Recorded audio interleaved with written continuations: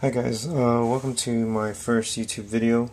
Today I'm going to be talking about this particular tablet. It's called the Motion Computing J3400 series. My take on this review is basically going to be from an artist perspective.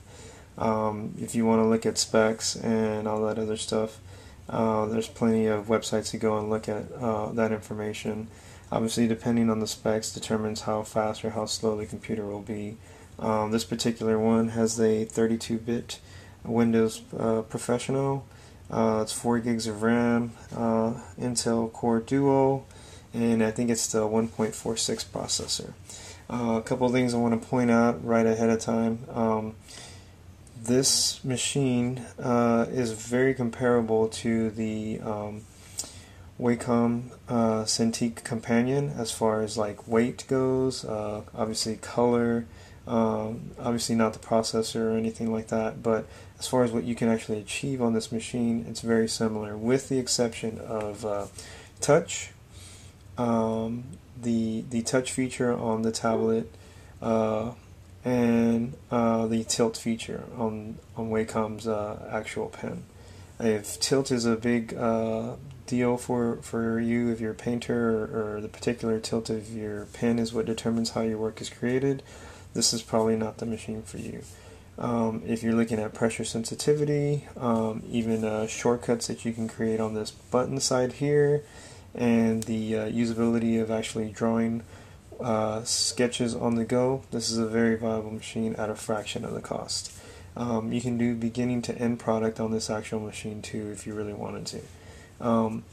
One of the things I like about this one is that the pen is actually inside of a compartment here. You basically press it and it comes out of this particular slot here. And the other thing I like about this is that if you're left-handed, this is pretty much set already for you. You basically put all your shortcuts here that you would normally have on a touch feature up on the screen, only it actually is now staying on the side, similar again to the Wacom Cintiq companion. I do realize that it has a touch feature on the screen.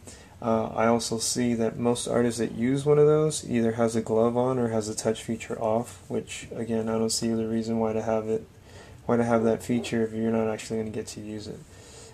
Again, that's just my take on that, my perspective on it. Another thing I did to this particular machine, I went ahead and put a screen protector on it, mainly because I wanted an actual really smooth surface, and also I didn't want to put any scratches to a brand new height of screen on top of it.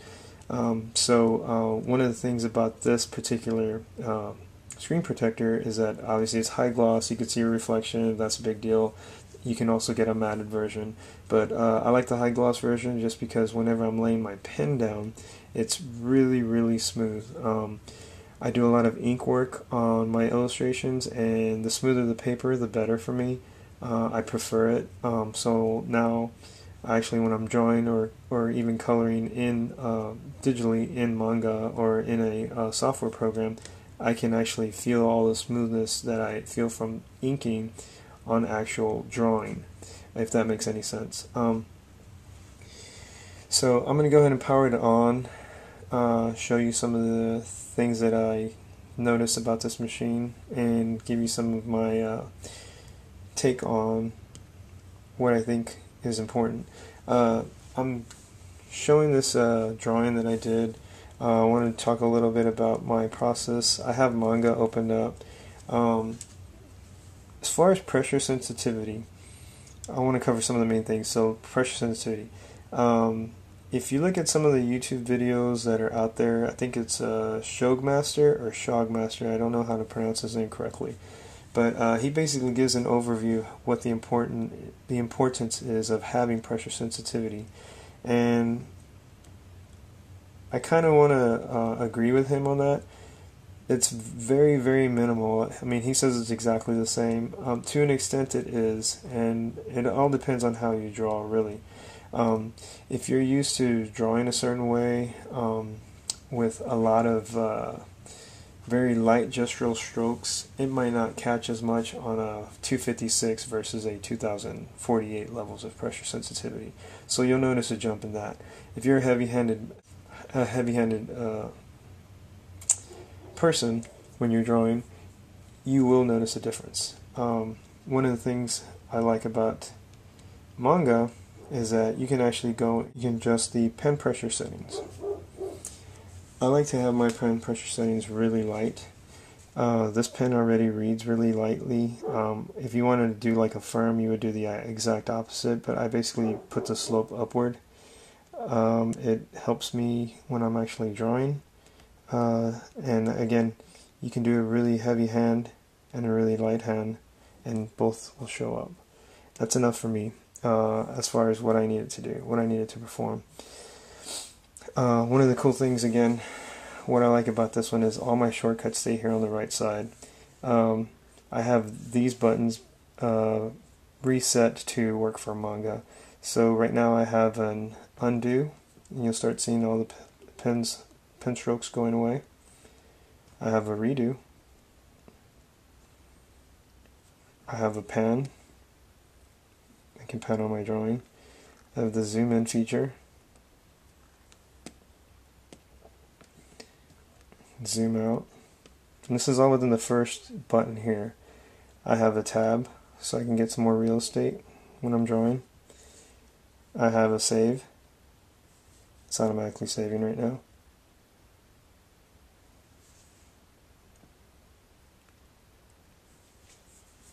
I'm sorry it's taking a while. And I also have this cool feature. I set up my brush to basically enlarge or get smaller or reduce as I'm drawing on the go. So pretty much everything here as far as what I need to work on this without having to bring up all the tools that pop up on manga, I can do with all the shortcuts that I have on the right side. You can set up the rotation of this particular display 180 for right-handed people, so you can have the buttons go on the other side. It just happened to be already set up for me this way, so I'm keeping it. You can also do portrait mode if you really wanted to do this, but I normally don't change any of those settings. I kind of like drawing like this. It's just more comfortable for me. That's pretty much it. One of the things that I do want to stress more than anything is the cost. One of these machines will run you anywhere between $500 to about $600, and in comparison to the companion, you're looking at almost like $2,500. I think it's between $2,000 and $2,500. So it's a big jump to achieve very similar results, if not the exact same. I do realize that it does have a higher power, bigger RAM, bigger processor and all that, but you can still achieve a beginning to end product within your means in this particular machine. Not a lot of people actually use this machine for drawing, so I want to go ahead and show you the driver that I found was very useful for me, and it's a WACOM driver. It's called the ISD_dual touch_711-16. If you download the driver from WACOM and install it into this machine, you'll get very nice results, at least from the previous standard version that comes on these machines. Realize that these machines aren't really artist machines. They're more for doctors and architects, basically walking around filling out papers and showing people different worksheets and all that. Mainly a business style machine. But once you actually convert it and actually make it work for you as an artist, it turns to be a really great machine. The actual dimming that's going on right now, it's after I stop working for a while. I have it set up to it'll actually start dimming on its own, but it's not something that happens it's not a glitch or anything like that. It's already set up that way because that's the way I want to have it set up. One of the things I want to show is my process. Actually, what I want to do is I'd like to show you an actually finished product.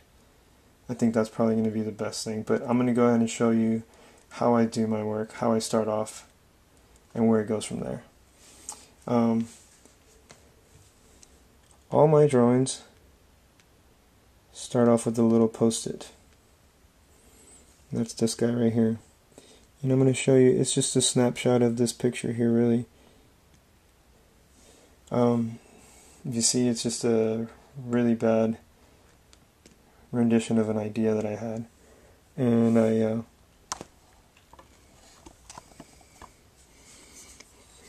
basically start adding or cleaning up the drawing as I go. So there's my first blue line. Then I started doing the actual inking. I just did a really quick ink job so that you could kind of get an idea of how you do finished products here on this actual machine. And then add color. Very simple, very crude color. Again, just to show you the idea. Now I'm actually going to show you a finished product that I built totally, completely on this machine. Nothing was done outside of this machine. Mainly to show you, again, that you can do what you need to complete this this work from beginning to end.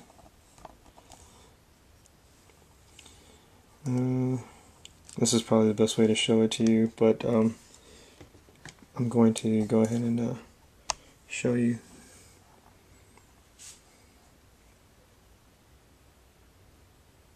As you can see, all the work here done completely in manga. You'll have to forgive me, I'm trying to zoom in here and pan at the same time while I'm trying to hold this camera. I'll go ahead and just zoom it out a little bit so you can see. And I'll pan here so you'll get a better view. The details in here you can capture pretty amazingly. Amazingly well. So just to show you, this is an actual viable machine to basically do beginning to end, either comic work, painted work, pretty much anything that you're into. Oh, and of course digitally. It's a good machine to actually carry on the go. And if you decide to actually purchase one of these, I would definitely consider contacting Tablet Shack on eBay.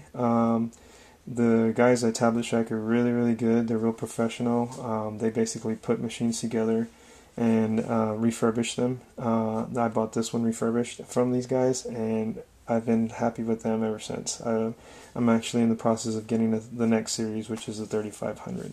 My name's Juan Ramos. I'm the actual artist for this. If you want to see more of my work, visit oldschool85.com and look for me on Facebook, oldschool85. That's it for now. If you have any questions, shoot me an email or contact me via the YouTube, wherever that contact is, and we can go from there. Thanks a lot.